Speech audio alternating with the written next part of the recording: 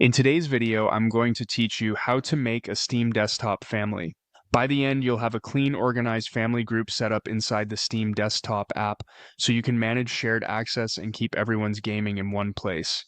First, open the Steam Desktop application on your computer. Make sure you're signed into the account you want to use as the organizer. If you haven't opened Steam in a while, give it a moment to update and confirm you're on the home screen of the app rather than a web browser.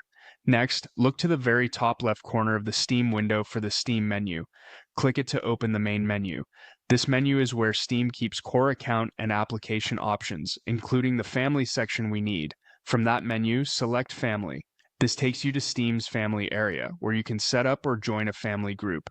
If the page looks a little different on your system, that's okay. Just stay within the family section and follow the on-screen prompts. On the family page, click Create or Join a Steam family. You'll see options to either join an existing group or create your own. Since we're setting one up from scratch, we'll create a new one. Choose Create a Family. Steam will confirm that you're about to start a new family group associated with your account. This is the starting point for organizing members and managing access later on. Now enter the name of the family and click Create. Pick a clear, recognizable name so everyone knows it's the right group for your household. Keep it simple and easy to identify. If you see any confirmation or security prompts, just follow what's shown on screen. That's it. You've created a Steam Desktop family. From here, you'll be able to return to this family area anytime to review the group and explore the settings that fit your household.